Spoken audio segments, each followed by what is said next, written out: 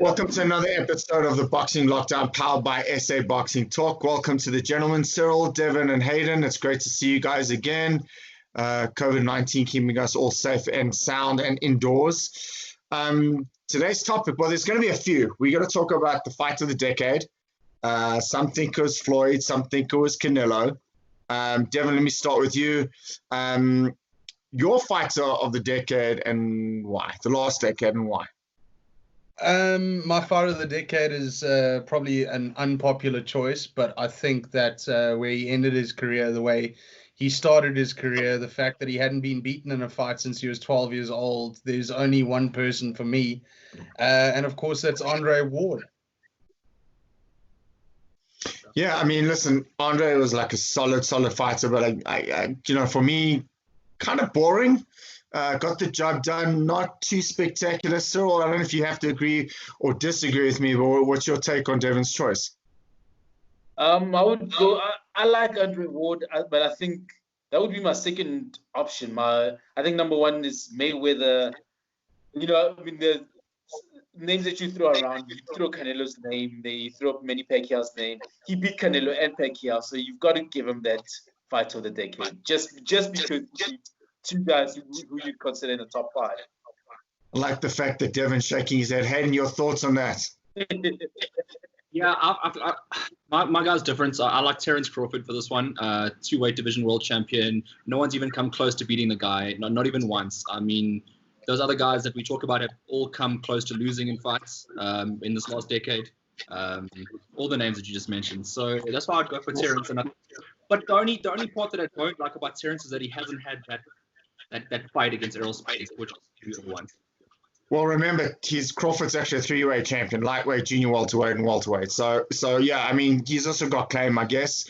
Pacquiao coming back at the age of 40, crazy result, beating Keith Thurman, who was plagued by injury, but unbeaten at the time, and kind of a minor upset. I mean, Pacquiao still showed that even at the age of 40, he can kick the youngster's ass. Cyril.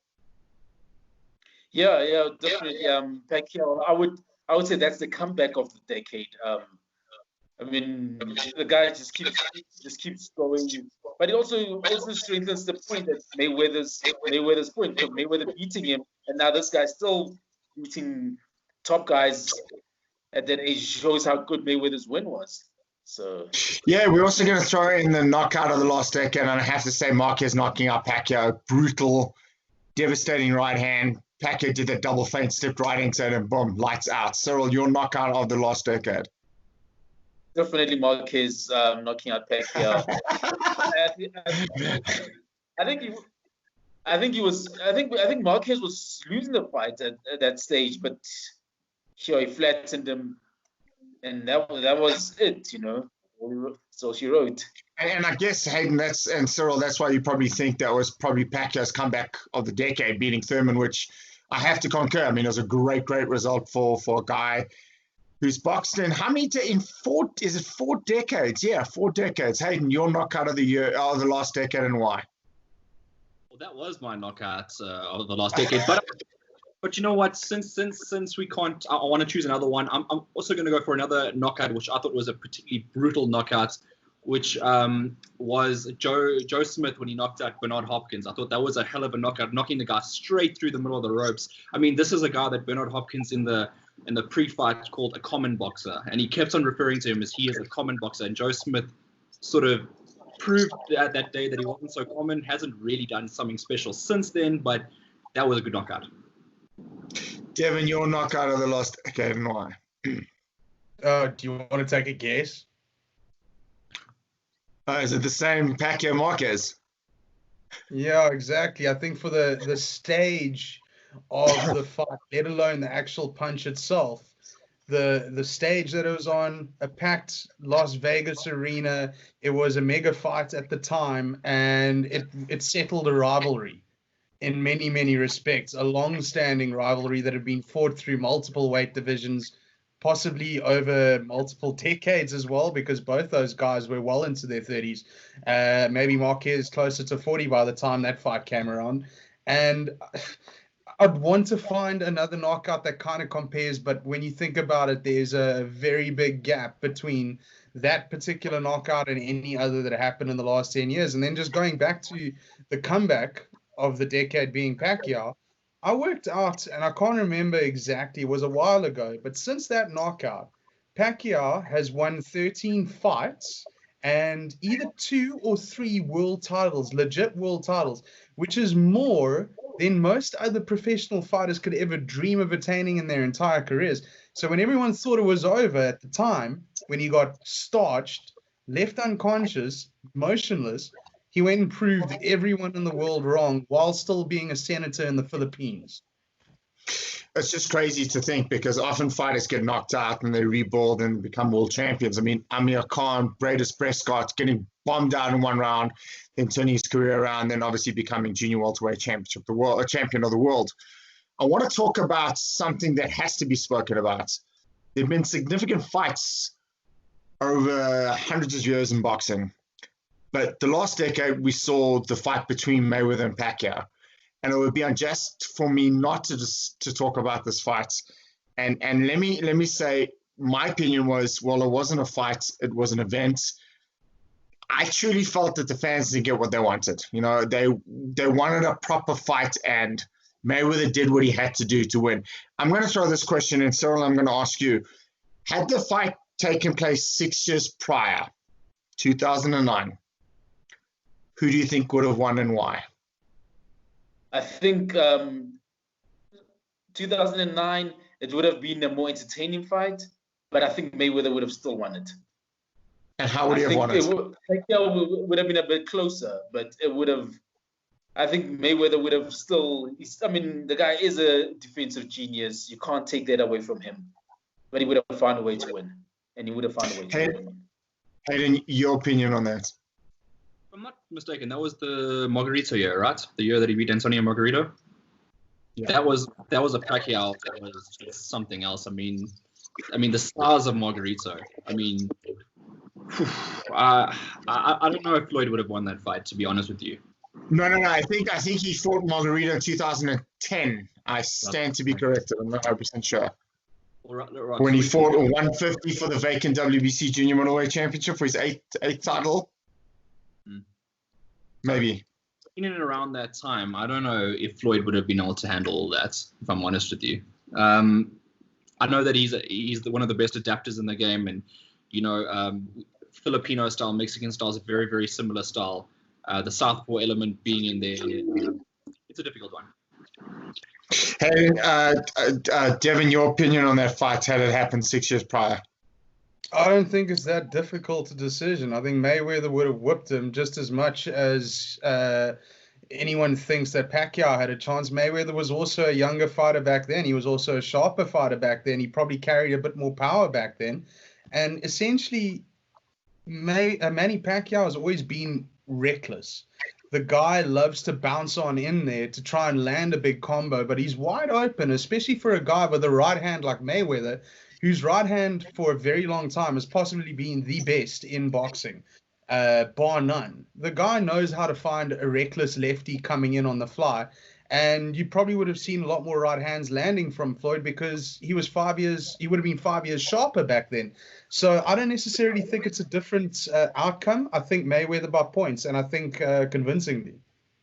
The Margarito fight was in 2010. I just checked. Here's a question. They have a rematch now with Pacquiao being active-ish. I mean, obviously with, COVID-19, it's going to be a while before anyone gets back in the ring, against Mayweather now, who's been fighting for money, as he always does, but more so now as exhibitions and so forth. Cyril, who do you think wins that fight if there was a rematch now? I think Mayweather would have aged by now, and I mean, he hasn't had a real fight against a real contender since was it 2015 or 2016 when he retired? So Pacquiao wins that. Wow. I think Pacquiao makes a comfortable decision. I'll hand it out. Hayden, your opinion if they had to have a rematch now? Yeah, I think even despite the activity, Mayweather's constantly in the gym. I do think that age always favors Floyd in terms of punching and punches taken over the career. I think that's what ultimately happened and was the reasoning for. I mean, Mayweather had watched and watched and watched and watched as he does to all his opponents. When is the right time to pick them? And I think that ultimately right now it would be the same result as the previous one, which happened not too long ago. And Devin, if they had to fight now, your opinion? No, man, the first fight was such a damn squid. Do I actually have to give my opinion on a possible second fight? Like, I really want to see it. Like, that's what I'm really clamoring for in this world. Come on, Okay. there's a lot of other things that are worthy of me watching, man. And this rematch is definitely not one of them. But I'll be interesting. I'll just say Pacquiao because he stayed in competition and he's been drug tested regularly. Wow, saying something, ducked up your mouth. Hayden, just a quick question. Is that energy you drinking from a coffee cup or? No, I'm having hot chocolate. Because, what's that? Hot chocolate. Hot chocolate. You deserve it. It's too late to have coffee. Right, guys. We were talking on topics before the show, and I wanted to talk about the relevance of upsets in boxing. Is it a good thing? Is it a bad thing? Do fighters automatically become superstars? Should they beat a superstar? And I'm going to quote the great Larry Merchant when Vernon Forrest beat Sugar Shane Mosley when Shane was regarded as pound for pound number one in the world, and it was a crushing upset, even though Forrest had beaten him as an amateur for the USA Olympic team. He said, just because you beat a superstar doesn't mean necessarily you become a superstar. Upsets. We've seen potentially last year one of the greatest upsets in a long while with Andy Ruiz upsetting Anthony Joshua. Let me start with my opinion, and I thought it was great for the sport of boxing, and I'll tell you why. You saw a guy who was out of shape, who really looked like a couch potato, and the couch potato boxing fan was watching that, eating a packet of crisps, drinking a beer, and said, well, I look like that. That's what I look like. And a lot of sporting fans who had a general interest in boxing became boxing fans because of that comparison. Well, yeah, this is what a guy looks like. He beat a body beautiful. I like this sport. I like Andy Ruiz. I think this is great. So it attracted more kinds of fans to the sport. And I thought it was a great result for world boxing that Andy Ruiz upsets Anthony Joshua. Cyril, let me start with you. Your opinion on the upsets in boxing. Well, it's not just in boxing. Anyway, everybody likes an underdog. Everybody is secretly hoping that the underdog can pull off the upset. It's always nice to see. It's always nice to see it. It doesn't happen too often, but it's nice to see it. And in boxing, that's why you love boxing. I mean, in boxing, a guy could be losing all 12 rounds and then he just lands that one punch. And so that's why you keep watching. That's the beauty of it. Devin, your opinion on upsets in boxing? To quote the greatest of all time, the one and only Ric Flair, to be the man, you got to beat the man. And that particular night, the thing about Andy Ruiz, and it caught a lot of the mainstream public by surprise, is when he got announced as the replacement on 6 weeks notice, I was like, ooh, this is now interesting. It's more interesting than, who was it supposed to be, Jarrell Miller? Yeah. Yeah, So, his cup disintegrated. It melted in his hand. The thing about Andy Ruiz is that we'd already seen him go to New Zealand to try and beat Joseph Parker for a WBO world title, and I think that he might have done enough to have won that fight, but he got very close, very close. Very close, but he probably got a victim of a hometown decision in some respect. But the guy could box. He was always very decent. He was always a good, solid worker. And I know that Freddie Roach had nothing but good things to say about him when he saw him in his own gym at the Wild Card. So it was a dude who could put up a fight. And of course, what did it do? It threw everything out the window. Suddenly, the three that were talking to each other between Fury, Deontay Wilder, and Anthony Joshua had to now make space for a fourth guy. And unfortunately, he couldn't keep it together in the rematch. And I hope that we get to see him again. I hope it's not going to be another 2 years after this particular loss that we see him back. But look what it did. It made a mega fight in a place called Saudi Arabia where boxing has never been to. So just that alone shows the kind of level that a shock can bring one day. Okay, firstly, I'm going to correct you and say Saudi Arabia had seen Amir Khan. Hayden and I were there. We had the undercard with Loretta Dlamini, so maybe you should be drinking some coffee. Hayden, let me ask you the upsets. What did you think about it? Devin, I still have you. No, you don't. Look, I like upsets, and they go either one way or the other way in the rematch. I mean, we've seen recently Roman Gonzalez. I mean, he got upset. Yeah. He got upset, and then he came back for another piece, and he got knocked out in the second fight.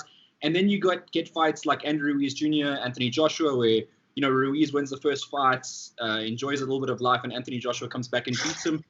Same with Tony Harrison and Jamal Charlo. The exact same thing happened. Harrison upsets him. Charlo came back and won. So throughout history, I suppose they're upsets for a reason. And sometimes the guy's genuinely better than the other guy, and sometimes that's his moment, and he must take it. Sometimes it's just a shift. And what I mean by shift, if you cast your mind back to 1990, 42-1 underdog James Buster Douglas knocks out Mike Tyson. Long counts. King tries to get the titles to remain with Tyson because of the long counts in the 8th round. Irrespective of the result stands, we've got a new undisputed champion.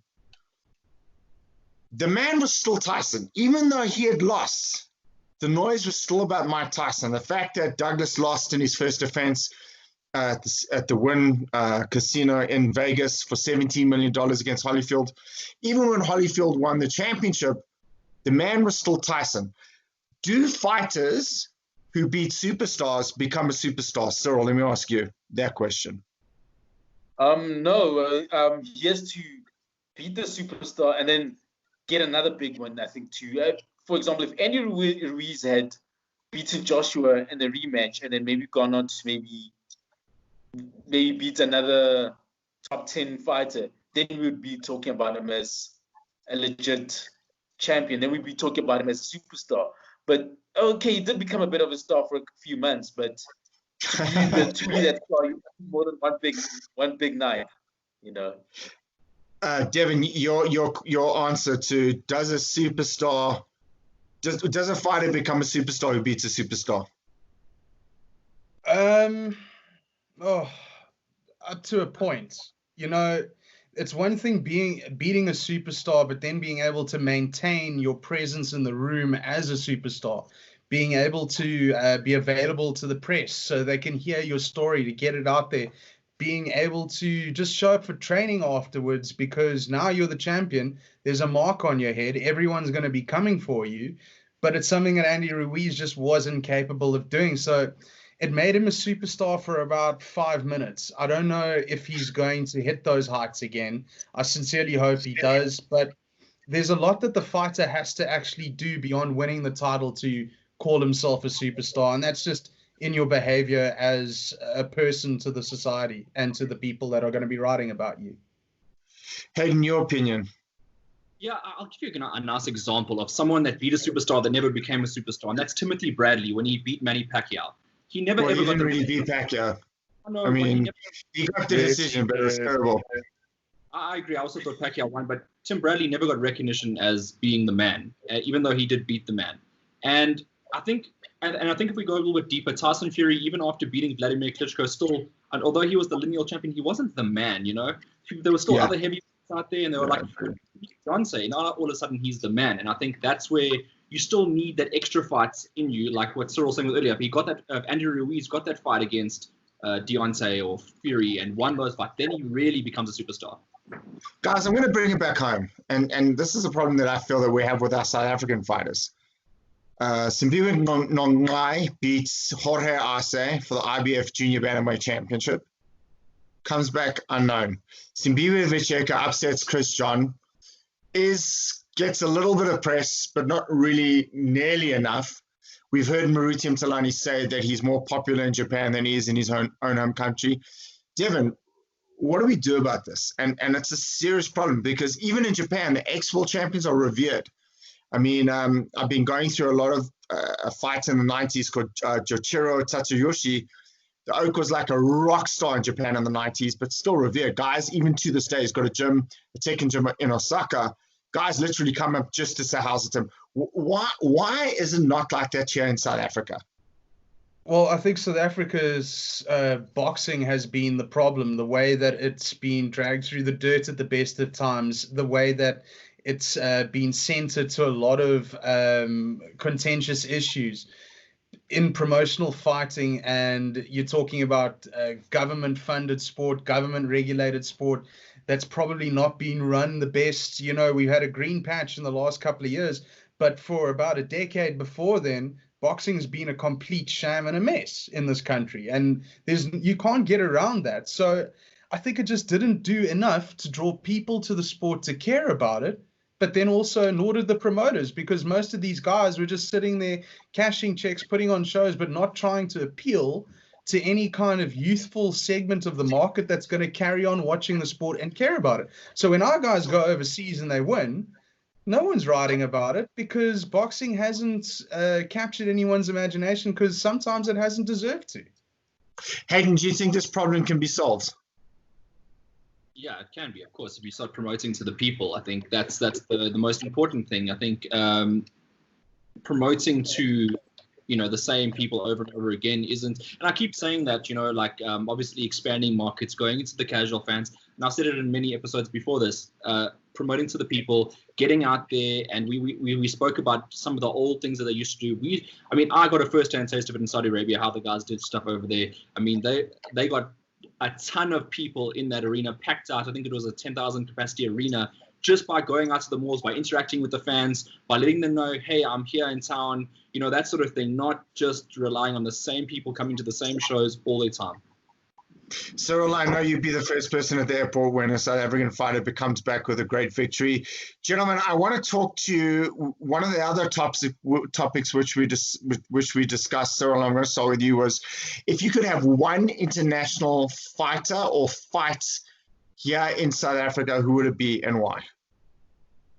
I think to make it a real spectacle, you'd have to go with the heavyweights. I would say an Anthony Joshua fight or a Tyson Fury fight, or how about them fighting each other? I know it's a bit of it's fantasy to have it will be a fantasy, but yeah, definitely the heavyweight champions will be huge in this country. I think I'd agree with you, and obviously I don't think we could have that fight. Yeah, I think the UK would cry about it and probably put us on a separate lockdown. But I would love to see potentially or particularly Tyson Fury, because I think you're right. I think the heavyweight fights and division, obviously there's boxing and then there's heavyweights. And I think with Tyson's victory over Wilder, that's just obviously captured the imagination with, you know, it's well documented. Fury's come out with his book talking about depression and how he's come back. And the story's just amazing to see where he's come back from and to where he is now. That would generate a lot of interest, not just for boxing, but I think for sport and the country as a whole. So I'd love to see that. Hayden, who would you like to see and why? Without a doubt, Anthony Joshua. And there's a reason why I think it makes a lot of sense for Anthony Joshua to fight in South Africa, not just from a fantasy point of view. He's got African heritage, so it makes sense for him to come back to South Africa or Nigeria, between the two countries, because obviously he's got Nigerian heritage. But as I said, between those two countries are both the two financial powerhouses of Africa. However, selfishly would be in South Africa as per this discussion. So Anthony Joshua against, I would like to say another boxer with African heritage, but they aren't. I mean, if I think of it's like Effie Jagbo, I think is the next Derek best. Chisora, but again, that fight will have to be in England, wouldn't it? Because I know Chisora is Zimbabwean, but I mean, they're two Brits, so technically you'd want to do that fight there at the O2 or something like that. Okay, but we're talking about being selfish here, so be selfish and say you want it, yeah. Okay, no, I wouldn't want Chisora against Anthony Joshua.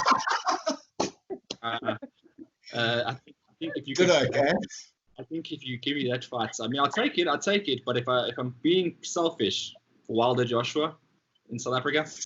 Right. Dev, your pick and why? Oh, I remember being told by a promoter in South Africa that he was going to get Chisora out here to fight Elvis Moyo for $100,000 or something stupid like that. So I'm going to go away from heavyweights altogether. And Is that I'm guy gonna still do promoting, something by the that- way? Hold on. Is that guy still promoting? Oh, geez. I think he promotes in his own household. That's about it, bro.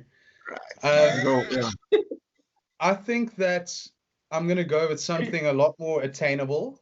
I don't care for the fantasy so much, but a fight that I'd love to see in Cole, this is going to throw you in the middle of it because I mentioned it on the group yesterday. I want to see Maruti Mthalani against Chocolate Tito at Durban's ICC because when I did an announcement of a fight of his a couple of years ago, Maruti is an absolute superhero in Durban and he packed about 4,500 people and there was still a few more seats left.